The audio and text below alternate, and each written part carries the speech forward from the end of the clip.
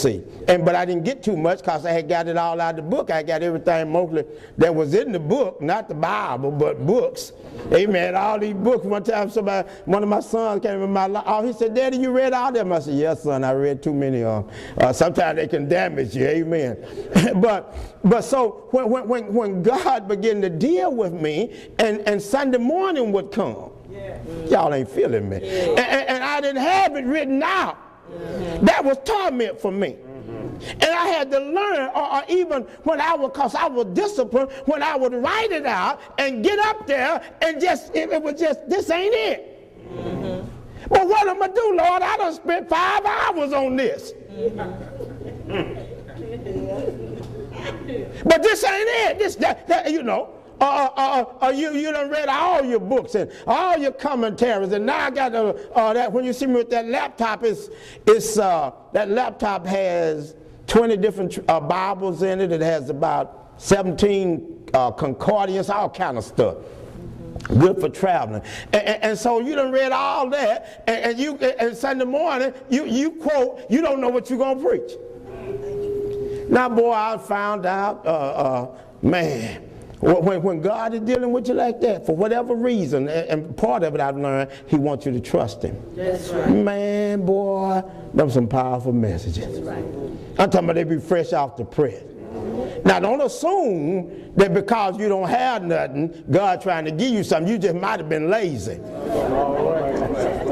If you prepared, if you prayed, if you studied, and whatever you got, you just don't feel that's it, then I've learned to be at peace. That's right. That's right. Well, Jamaica, I think it was the first time, maybe the second time I went to Jamaica, and I had, man, you know, you see those little books I gave out, and so usually I have a lot of those where I did teaching over a period of time, and when I was getting ready to go, I was down to about 3 or 4. I know I'm gonna go with one of these, and kept on and on up till that night in Jamaica. I still don't know what I'm gonna do. So finally I say, I'm just gonna take this one and get up there and in the service they singing 20 minutes before, about 20 minutes before I got up. I'm sick I'm sick, cause I know what I need to know. Where I'm going, what I'm gonna do. I need my 3 points. I need to, so I can get my poem, and in case I want to put me a song or something, not sing it, but just quote one. I need this for my security, and it's not there. And finally, about 5 or 10 minutes, they say, one more song. I'm saying, Lord, I just want to get on the flow. You know, Jesus, help me. What you going to do? I'm all the way down here in Jamaica. Amen. You know, they say the bishop here, and I ain't none of this working. I'm not at peace. And it just came over me like a sheet. Thank you. Just be at peace. And get up. There are those times when you done studied and prayed. But for whatever reason, your mind hadn't focused in on what God is saying, and say just be at peace. And I got up. I had my little notes and put them up there, and never looked at them. Next thing I know was about 15 hour and 20 minutes, just gone. And what happened was, in revivals. How many of you do revivals or meetings? Event? A revival basically is people kind of looking more for preaching or exaltation. A seminar kind of denotes teaching. A conference, you kind of free. In a good conference, you can preach or teach. You know, you're in a good conference. So I started in Jamaica. I got on up and I started to preach because I think I really wanted to teach. And that's another thing. Sometimes you want to impress people with your abilities. And so I wanted to do some teaching. And I got up and I started to minister at a level that I usually close at. I stepped out on that international stage at a dimension that it's usually going to be a night or two before I get to that level, and preached at that dimension, And I went 3 more nights, and each night I went further than I'd ever gone before. Y'all ain't feeling me, are you? I'm trying to, you know, and so what God wanted to do was take me to another level. And the level that he wanted to take me to wasn't on my paper, y'all. Huh? It wasn't on my paper, y'all. You understand what I'm saying?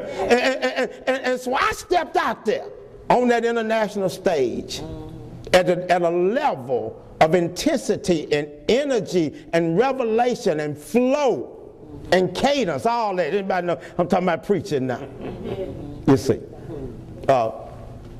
The sister say, Bishop, say last night, say you kind of went Baptist on us a little bit, didn't you?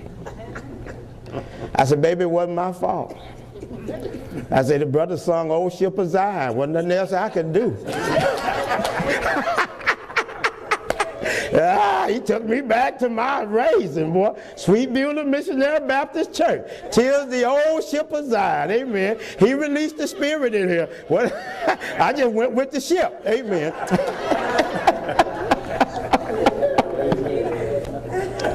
Let's look at a little bit more. Let's really look at the rock of revelation a little bit today. And let's start by looking at Moses. Turn, if you would, to Exodus 17.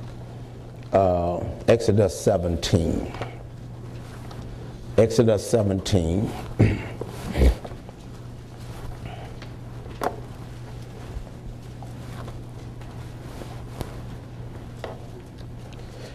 Now I'm going to read from the New International Version, and you just look at whatever version you have.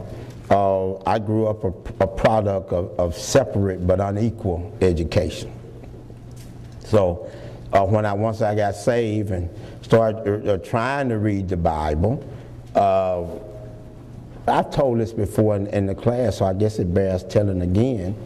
When I got saved and started preaching, I was reading actually on about the 8th or 9th grade level. I was about 23, 24 years old. And my wife was and is a public school teacher. And I remember I was about 23, I was 23, 24. I was 24. And when I was 12, God called me to preach when I was 15. He gave me the message that I preached when I was 24. And so I was getting ready to preach. And I was preaching my first message from John chapter 3. And God had given me, although I was not a good reader, I had an excellent memory. Amen. He won't leave you without a witness. There was a man of the Pharisees named Nicodemus, a ruler of the Jews. The same came to Jesus by night and said unto him, Rabbi, we know that thou art a teacher come from God, for no man can do the miracles that thou doest, except God be with you, on and on. For example, 1 John, John chapter 1, in the beginning was the Word was with God. Just, I can quote chapters, vast amounts of chapters of the Bible, but was not a good reader. And so when I started to minister, and I would be trying to read the Bible, and I would say something, I'd come up to a word, and I'd say, baby, what is, and I spelled the word. And she'd pronounce it. Thank God for teachers, amen. She pronounced the word for me.